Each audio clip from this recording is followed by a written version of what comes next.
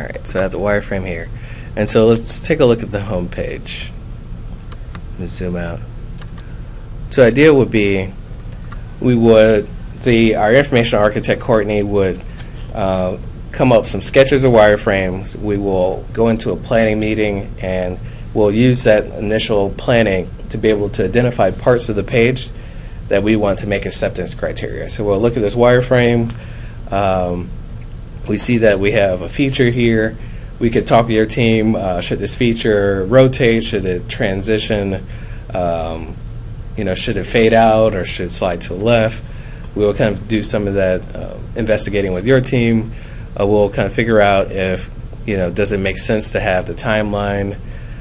Should we show a date? Should there be social sharing on the page? And we'll use this as a tool to start the conversation around what should go on the page. And then through that conversation, we will define acceptance criteria. So you'll see if I go back to Redmine, we can say, based on some of our planning and wireframing, we definitely want to have a feature slider where we can show images. We definitely want to allow social sharing. And so we'll be able to, from some of that initial planning, be able to identify what should be acceptance criteria. Does that make sense? Okay, that's perfect. Yeah, I think that definitely helps a lot to be able to work off of something visually and then ultimately you can plug it into the content management tool, to keep us on track. That's yeah, perfect. I think the one tricky part that, is really hard is that through wireframes, what we're delivering is through the acceptance criteria. I think a lot of parts, sometimes it does happen, is that sometimes the clients may get committed to the wireframes. I think what we're focusing on is more of the acceptance criteria and developing the right thing. Okay, yep. And that the wireframe is not really what we're building. It's just more of a tool for us to plan and be able to identify what's the right elements on the page. But the end result is building a website, and so that's what we're focusing on. Right, got it. Okay. And my second question was with the Redmine, you said that we could go in and add things. Yep, so what you can do is right here, you can add a new story or user story is what we've been calling them. And what we can do is we don't have to always wait till sprint reviews or times where we're working together to come up with these stories and ideas. You may be in a meeting and you come up with one. You can enter it here in the Redmine. And as we're preparing to do another sprint, you can help communicate to us, what came through that conversation or conference call. And then we can work on identifying the appropriate acceptance criteria and then the priority of that new story that came up through maybe a call or a meeting. Okay, great.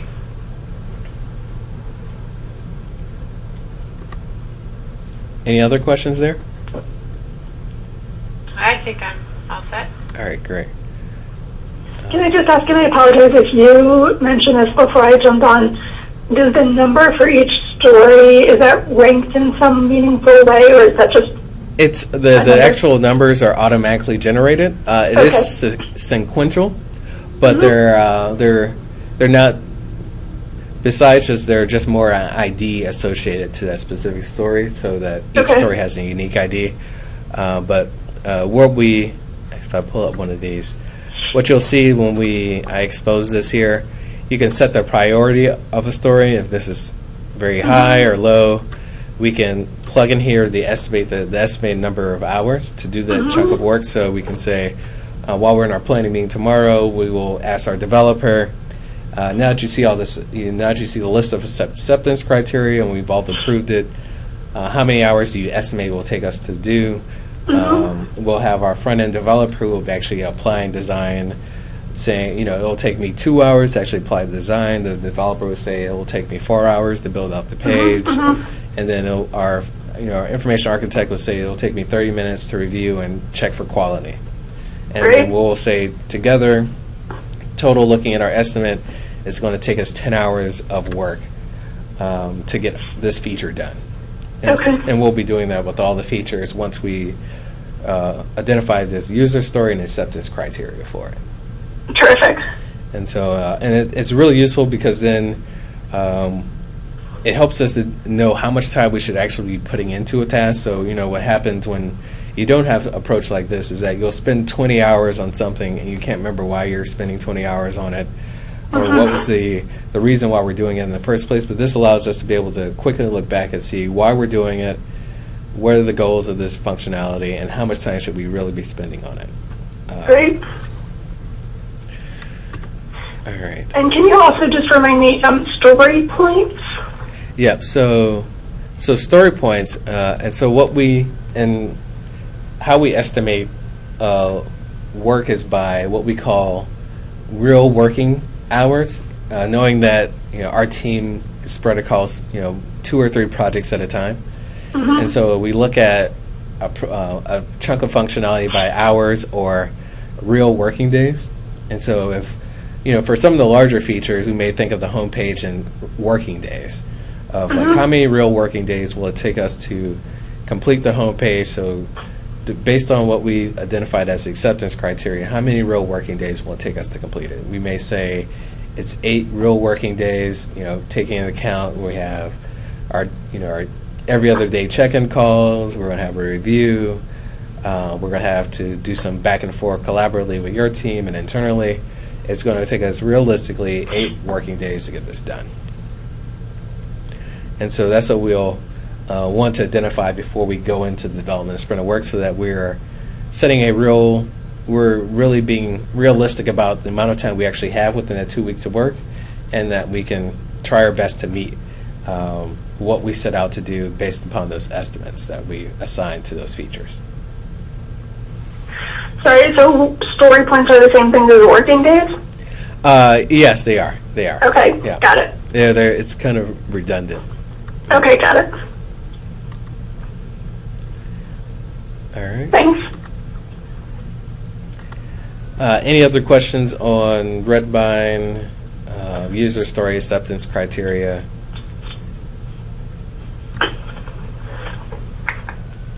No. I'm with that. All right, great.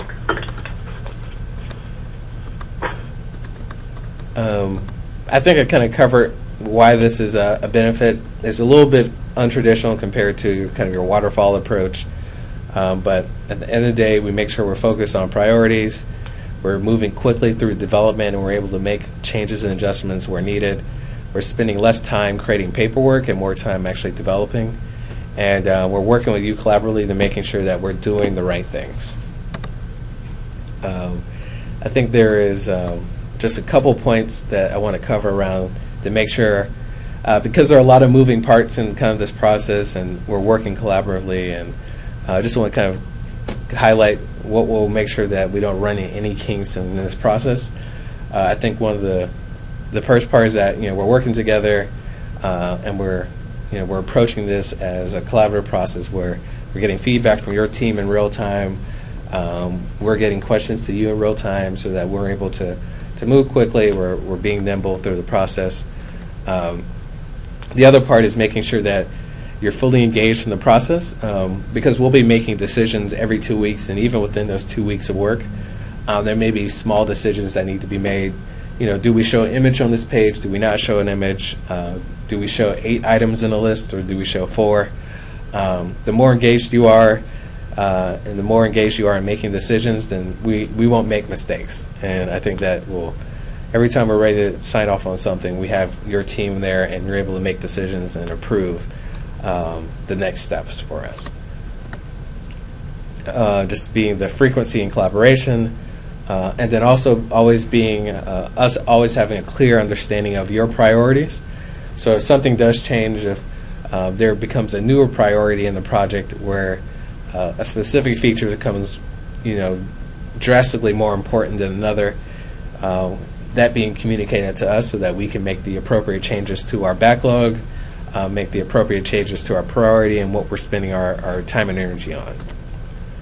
And the other part is just being transparent in communication in both directions. When we hit roadblocks, when we have our stand-up calls while we're doing development, we call them blockers. So when we have our call or our daily stand-up, we'll say that our developer is working on some functionality, but his blocker is he's waiting on approval for the way this page should look, or he's A blocker could be something internal. He's waiting for designs from our designer. But we try to be as transparent as possible about what's holding us up. And we want to have you to feel comfortable with saying that to us, that we feel that you should be moving quicker on this, or this is not meeting expectation that we thought it should meet. So the more transparent you are about things that are going well or not going well, it makes it we're able to address them quickly and be able to make the appropriate changes. And then the biggest part is as we get towards the end of the project, where resources become more finite, we'll have to be able to work closer together on making sometimes tough decisions on trade-offs of should we keep this or should we modify what we were hoping to get done because we're running into resource limitations. So I think those are all just very important things to keep in mind as we go through the process to make sure that we stay on track and everyone's on the same page as we go through it. So is there any questions there? I just have one. Mm-hmm. So I know that there's 3 or 4 of us that have been involved so far, like Bill, Danielle, I, and Sarah. And then I think Lisa kind of is going to be coming in and out too to cover some of these. Mm-hmm. And I know that Danielle had mentioned that Donna at some point would probably need to weigh in, as we move forward. So I guess my question is for the Redmine part of this and also for approval, should we be designating one of us to put the stories into the Redmine so you're only having one person, if something comes up, instead of all 4 of us just putting stuff in, if the opportunity is there for that. I guess I'm just trying to figure out on our end, what would be the easiest way for us to handle that part of it. Yeah, I think when it comes to that, I think that really kind of shows itself when we're building and we're starting to run into bugs. And okay. I think it would be really useful for there to be a gatekeeper in a sense, where there's probably one person or 2 people who, as we are, we're working out bugs, we're figuring out, maybe there's layout issues, maybe there's, the team sends their feedback and bugs and things that they identified to 1 or 2 people, where they can identify if this is something of value or something that they agree that needs to be changed. And then once it goes through kind of that process, and then we can work with those people who have been identified as kind of the gatekeepers to be able to identify. All right, we should change that, or we should make this change based upon this feedback. Okay. I think that's the goal that we're hoping for, is that that product owner or those product owners are able to kind of manage the scope. Because it's easy once you start sharing the site with other people. They're going to want to start adding additional features. That was my point. I mean, there's 4 of us now, 4 or 5, depending on who's available. But I think maybe from our end, it makes sense to kind of designate one person to be kind of that person who puts updates in, or based on how we feel, or say Bill's at a meeting with Donna and Donna wants something changed, then that we would designate a person to put that into your system so that Bill's not putting it in, Donna's not putting it in, I'm not putting it in, all at the same time, kind of thing. Yeah, I think that's definitely the right idea, and I mean if you can work out, because it could vary. Because I know you guys have a very busy team. Maybe if it's for one development sprint of work, it's one person who becomes the gatekeeper, just because they have more availability. With Bill and Danielle and Sarah, I'm sure can relay some of this information. Yep. And we can kind of figure out on our end, because obviously we want to make it as easy as possible, not have duplication and So okay, that was just wanted to see if that would be okay to do that. No, I think that's a very good point. I think that's great. Any other questions? Not for me. Nope. think I'm okay. So I'm doing a little time check. I think what we can do, I think what we'll spend time doing tomorrow, I think the goal of this call was just to get everyone comfortable with our process, with the understanding of acceptance criteria, I think what I want to do is at least take a hack at the homepage to kind of get everyone's feet wet with kind of user stories and acceptance criteria. But then what we'll do tomorrow during our sprint planning meeting is go a little deeper when we have Danielle and Bill participating, and be able to confirm what we want to build in this next sprint of work. And then we'll kind of go through some of the steps that we talked about today. But I just wanted to kind of get everyone on the same page, very clear understanding of how the process works, because I've been on some projects where the client didn't really grasp the methodology and didn't really buy in, and so we ran into kind of some headbutts and we bumped heads in some places. So I think the more comfortable you are with the process, the smoother it goes. And so, yeah, let's take a quick look at the homepage, and then I think we can wrap up. Okay. And so what I have here for the homepage,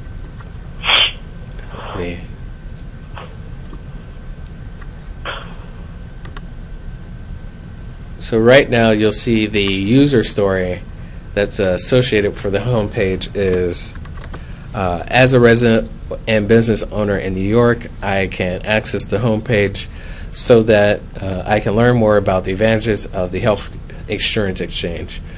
I think the homepage is probably the easiest. It gets a little harder as you get into more defined functionality, but I wanted to kind of start with an easy user story. But does that sound right from kind of, are we addressing the appropriate audience, or do we have the appropriate value statement of, I can learn more about the advantages of the health insurance exchange?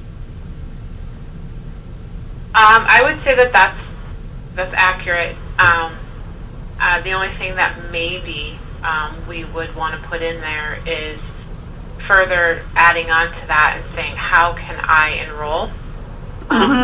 I think that you're right. We do want to get as much information as possible to people, but I think also the point of the homepage is to direct people to the actual exchange so that they can enroll. So I think that's something that we might want to consider. Now, I know that we're still building that part, and Sarah, you could probably speak to this. But I think, if I remember correctly, we were going to provide some way for someone to click on a button to get them to the other site when that becomes available, so that they can go through the enrollment process that way.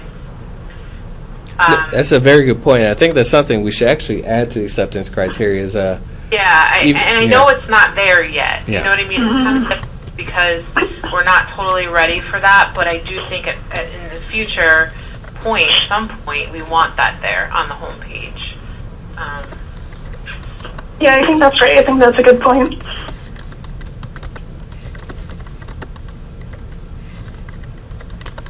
Yeah, and I think that's very important. Even though it's future looking, it allows our developer to keep that in mind while he's laying out the page. To keep in mind that we'll need to make sure that we can add a block at some point that allows you to add information about directing users to the actual exchange. And I think it also has to be, fairly flashy, so people can see it right away. I'm not necessarily at the bottom of the page or, but somewhere at eye level, so they go to the site, they know that they see, the information that's available, but then they also see that button that they can immediately click if they do want to. Right.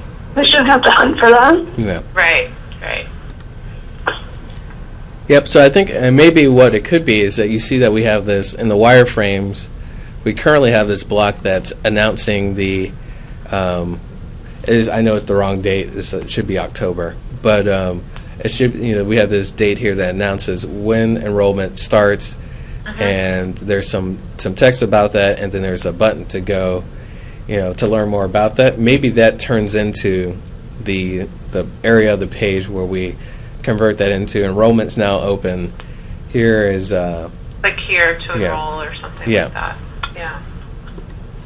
So, but that's a very good point that we just need to keep that in mind, and maybe we also need to actually design some elements for that block, knowing that it will come in the future. Yep. And so some other elements from this page that were carried over into the acceptance criteria, and actually I look like I have an older version of the wireframe, And the newer version, there is no Twitter block. Right. Yeah, Right. Actually, I can. Actually, give me one moment. I can pull up the correct one.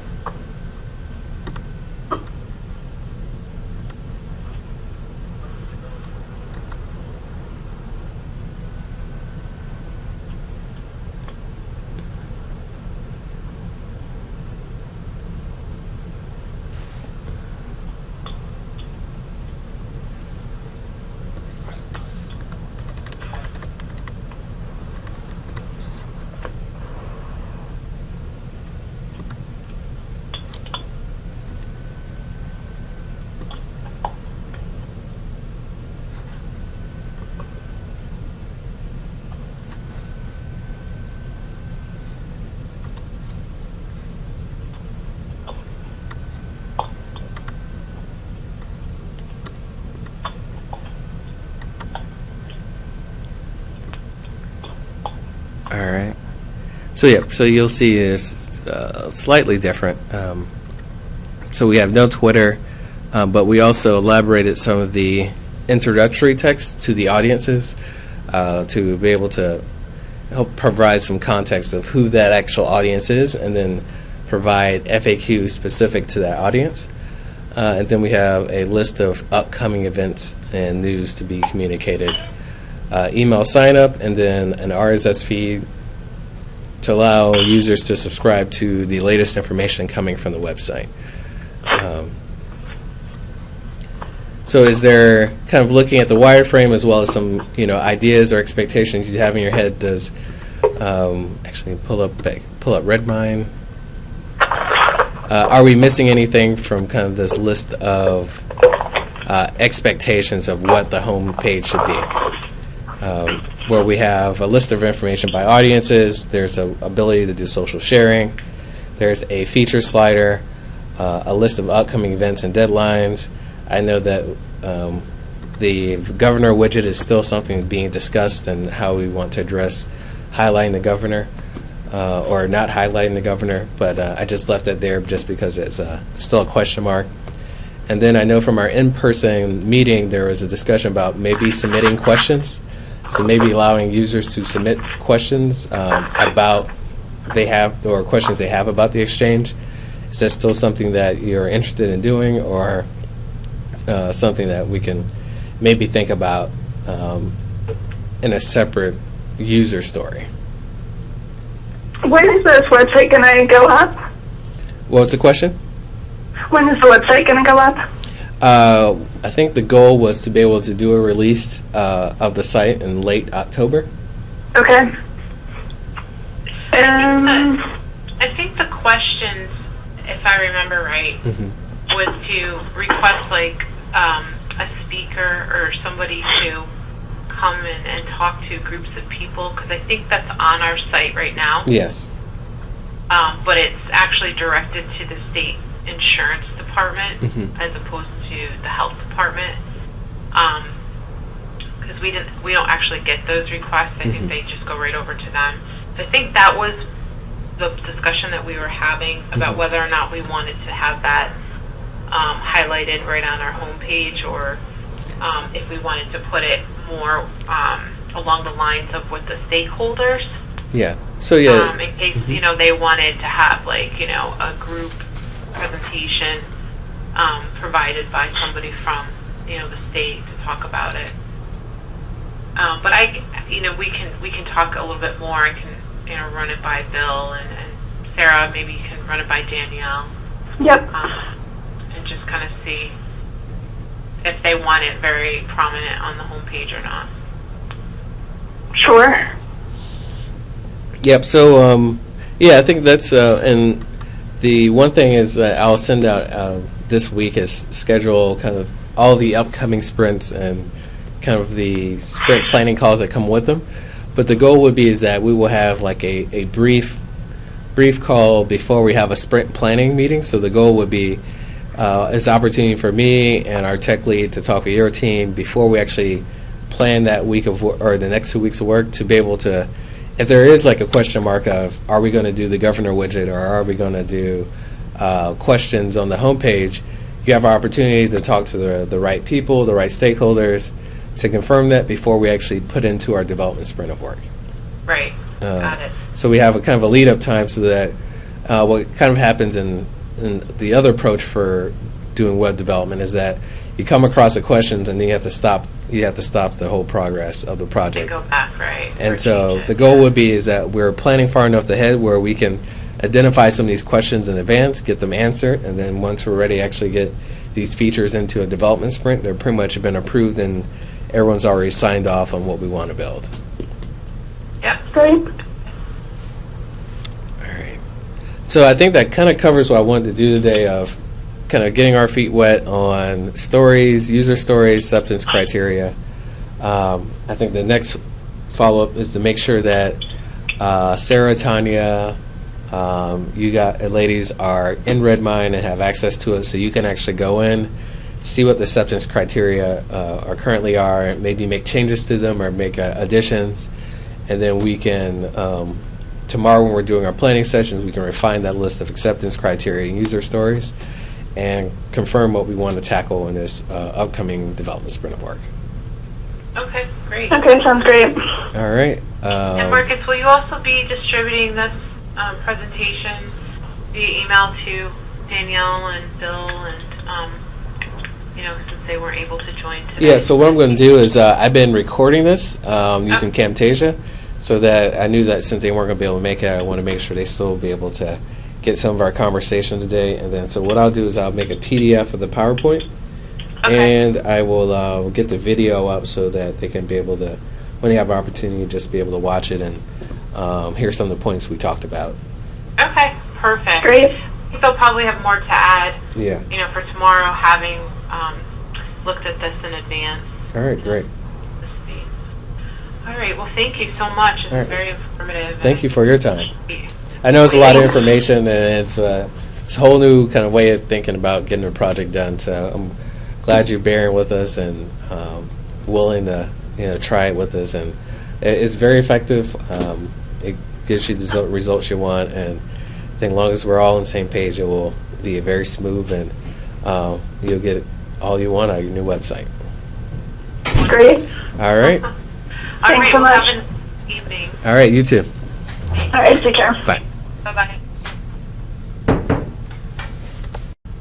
All right, so what kind of brings us here and why I want to schedule a product owner training. So the idea behind this is that now that we're moving into the actual development phase, we were in the initial discovery where we were identifying, the initial going through the mood boards, identifying some of the basic functionality and what those things should do. Now we're getting to a place now where we're able to actually start building, and we have some wireframes and some confirmed directions on where we should go. And so I want to kind of, it may be a little bit of rehashing some old stuff that we initially talked about during our initial kickoff, but I think it does make sense to go a little deeper into the actual ABCs of actually how we execute a 2-week sprint of work where we are doing development and prototyping, and how we'll be working with your team to actually identify how do we consider a chunk of functionality done and how we define that and how we work on that together to make that work. And a little more rubber meets the road approach, using the tools that we're using, specifically Redmine, and how we will do what we call grooming. And so during the grooming session, that's where we'll work with your core team to identify, as we move into a new week of work or a sprint of work, really defining what we're working on, reviewing what's been completed, making any necessary adjustments based upon what we've learned through those 2 weeks of work, and then planning for the upcoming sprint. So let's just jump right into it.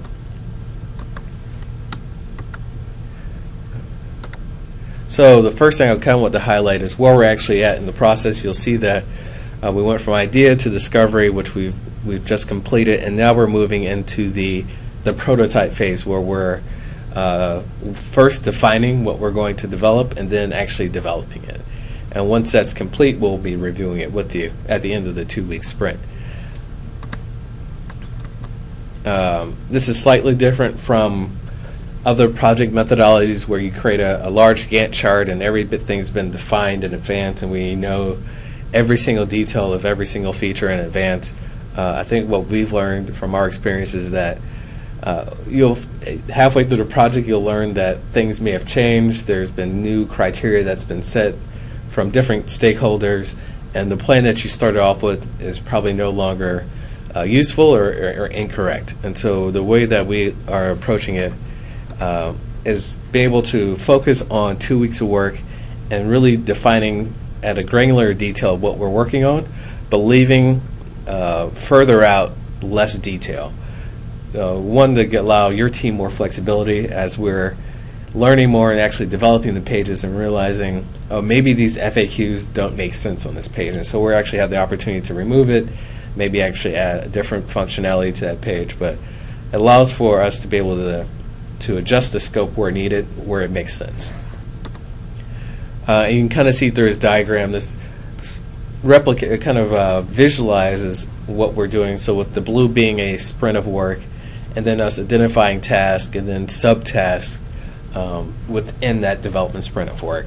And then one thing that we'll be doing as we start getting into the groove of planning a development sprint of work is that we will also be looking ahead in future sprints. So we'll be currently working on a sprint of work, but then also looking ahead at the next sprint. So if we're in sprint 2, we'll have a session where we'll be planning sprint 3, knowing that we've already identified a few tasks that we would like to tackle in the current sprint.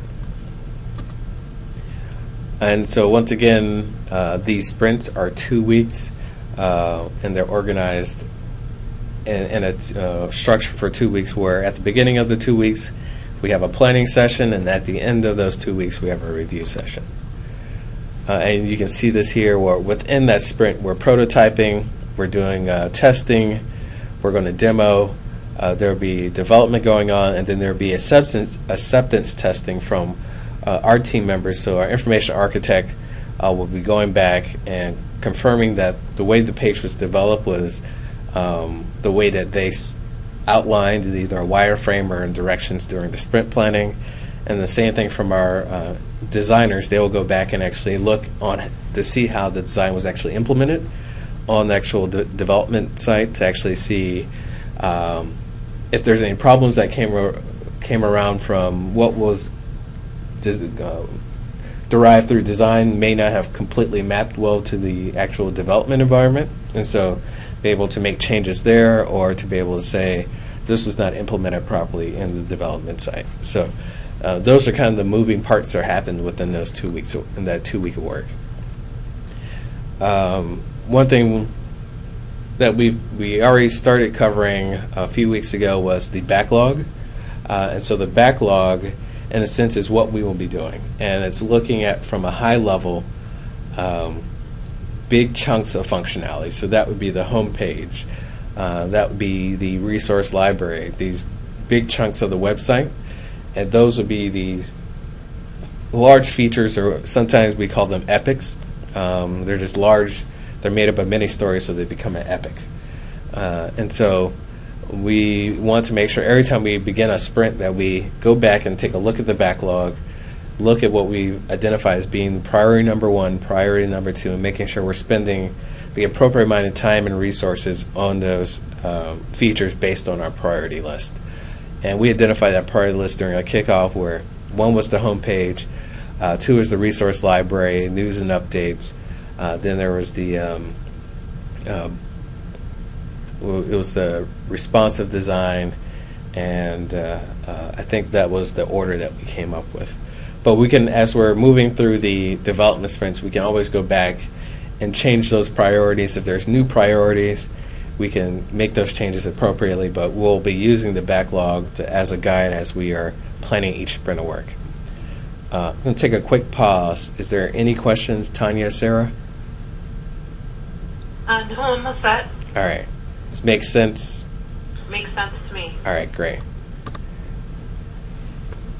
All right, and another benefit of this, and what I'll be sharing once we do our first development sprint of work and planning, I'll create what we call is is a backlog or a burn down chart where we'll be mapping resources versus what we are estimating for work. And so what we'll be able to see is as we're doing more work, and you kind of see from sprint 1 to sprint 2 to sprint 3, we're working, and as we complete work, those bars, those features are being completed, and we're moving down, we're addressing more features, but then we're burning down resources, and so we're able to track between our progress in resources and then the burn down of resources that we have to complete the project.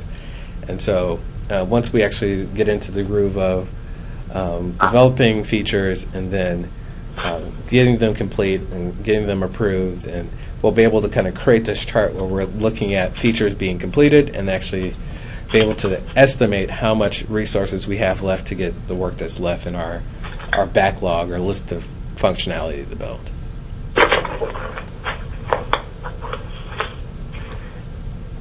All right. So we're going to move into kind of the first part of identifying a task of work. The way that we do it is we use what is called a user story. And so what you can see here, a user story, one identifies the audience that we're trying to address with this chunk of functionality, what the goal is that we're trying to achieve, and then what's the value to that audience through this functionality that we're building. And so the goal is for every piece of functionality that we decide to build within a sprint of work, we want to associate a user story with it. The purpose is this: it allows us to be able to make the appropriate trade-offs, so that if we're looking at the actual users and the audience, that if we're looking at a very finite group of users, then that may be a sign that it may not be a group worth spending that amount of money and effort and time for. If it's for business owners, then we know this is the story that we should be focusing on because it's for the audience that's the most important. And then we can also look at the goal and then make sure that what we're building actually does have value to the end product.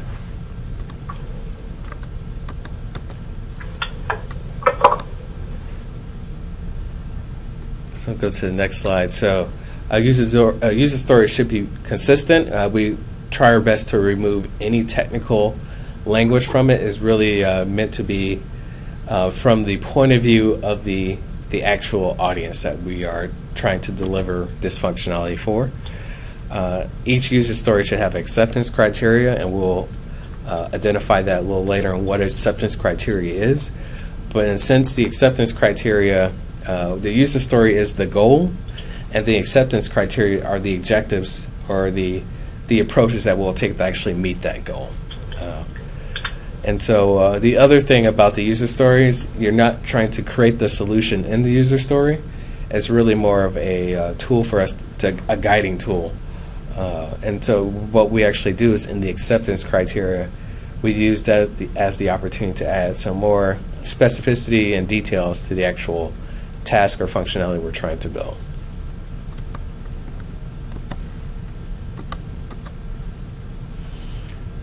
So acceptance criteria. So basically, what we're trying to do with acceptance criteria is to be able to specifically define elements of the functionality that we plan to build. It doesn't have to be detailed. Part of the process within that 2 weeks of development is to allow the team to be able to work collaboratively with you, to be able to work out some of the nuances of the page, and so where we have opportunity to build and get your reaction. But we like to allow some amount of flexibility, and I'll show an example in a moment of acceptance criteria of where it's specific, but it's not giving out. For example, there should be a block on the right side of the page that's right in the middle that has 12-point font, and it could show 3 items, and there's 2 images that are showed in the list of items. We're not being that specific. I think where it does make sense, we can be, but I think the point is to be able to be prescriptive enough to begin building, but then leave flexibility for our team to be able to develop the right solution to address the goal that was set out in the user story. Does that make sense? Yep. Yes, it does. And then the other thing about the acceptance criteria is that it should be testable. So what we want to do, once we finish the 2 weeks of work, we want to be able to go back after the work's been completed in 2 weeks and be able to look at the acceptance criteria and be able to literally check off that each bullet or each item in the acceptance criteria has been completed. And then the goal is that you're reviewing the site as we're completing it after those 2 weeks, and you can confirm that what we completed meets your expectations communicated through the acceptance criteria. Great. All right, and so this... Professor Marcus, I'm sorry to interrupt. I just got to my computer, and I am trying to log on so I can see the screen, and I am at the secure website, and nothing is coming up, and I just don't know if that's my computer problem, which is highly likely, or if I'm just not doing something I should be doing. And you went to join.me/Marcus Finley? It's secure.join.me. Yeah. And are you doing an Internet Explorer, or do you have like Chrome? Firefox. Firefox? Let's see. If you have another browser, try it in there. Okay. Maybe just in case there may be just something in your settings that's preventing it from displaying. Okay.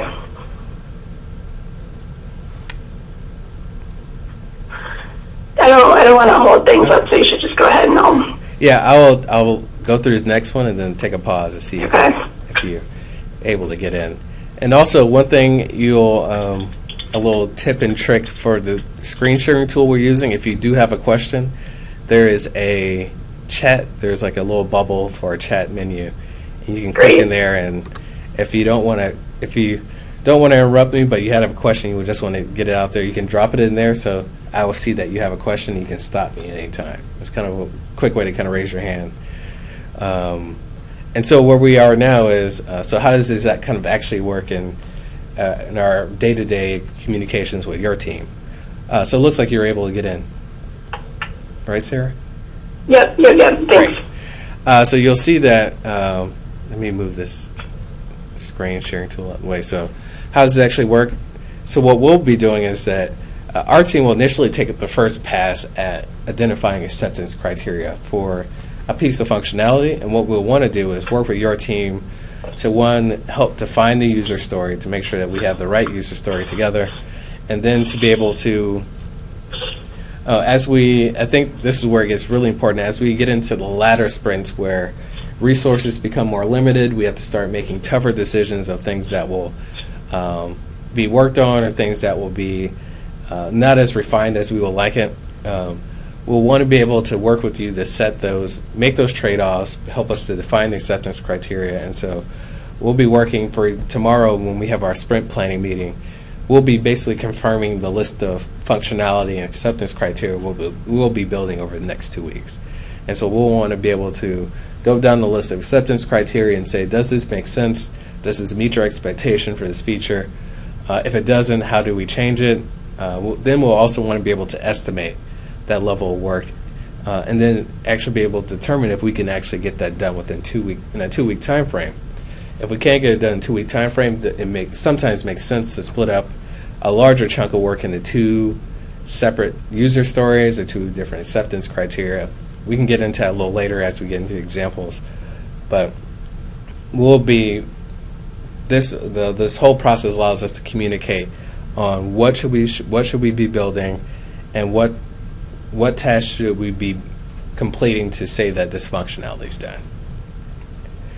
So you'll see you're on the left and we're on the right.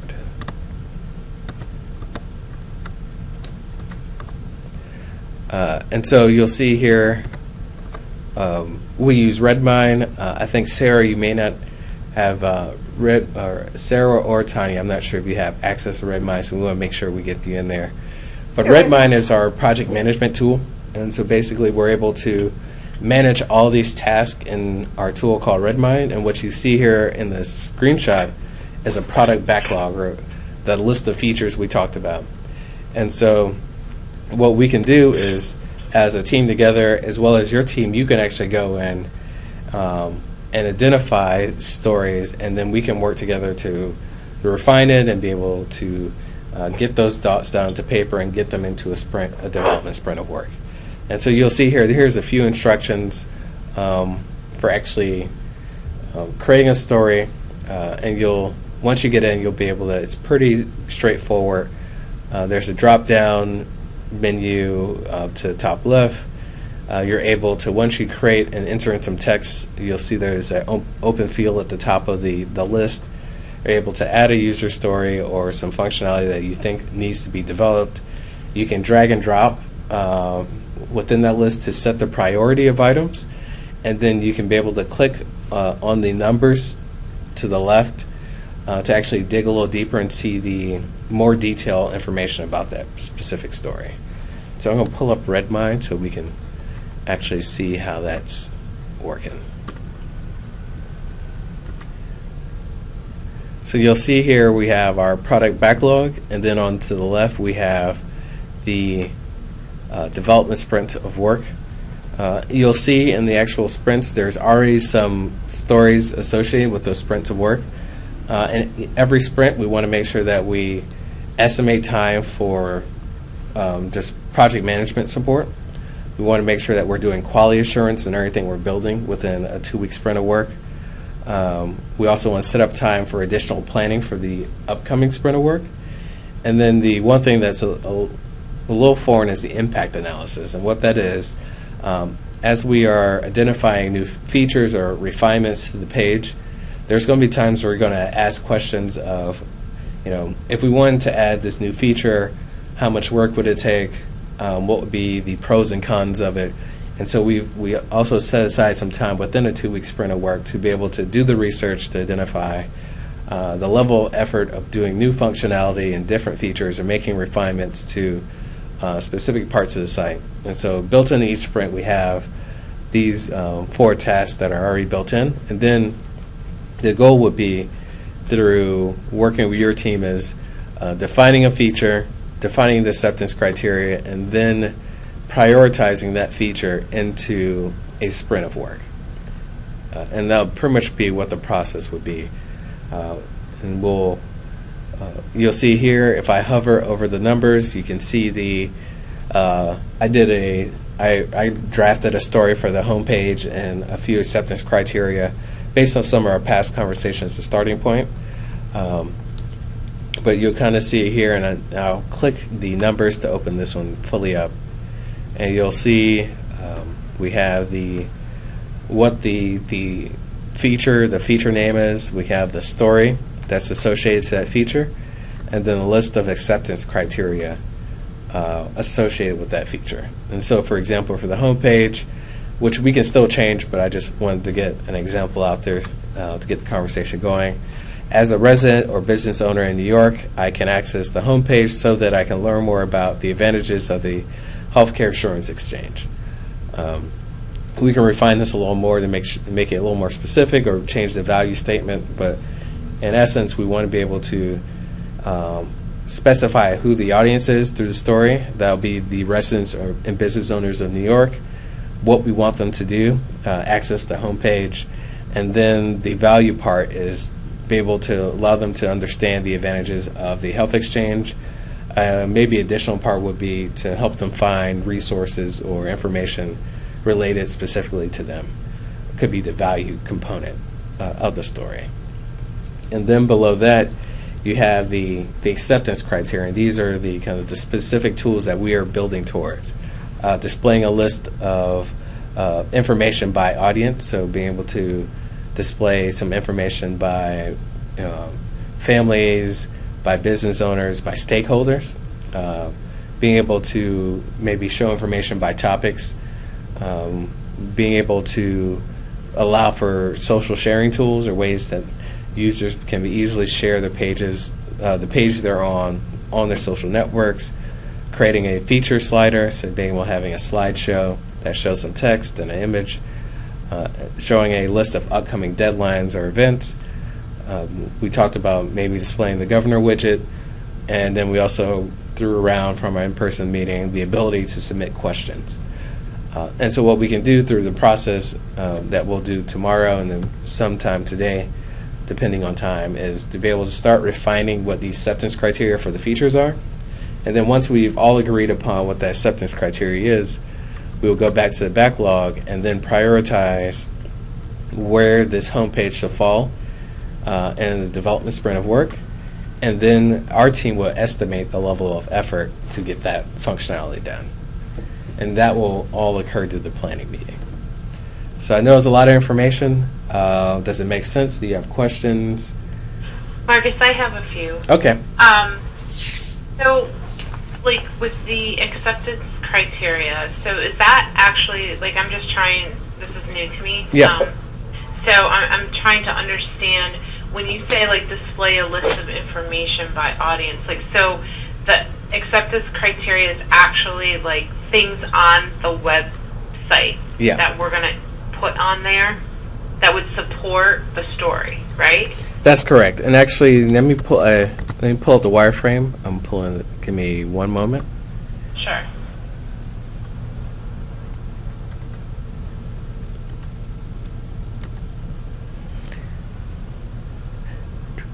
Because part of the process is that our information architect will be creating wireframes and doing some basic planning before we actually get into a sprint of work.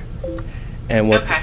Because I guess that was my other question. Like, I feel like it might be a little easier to see, you know, what we're thinking about and how it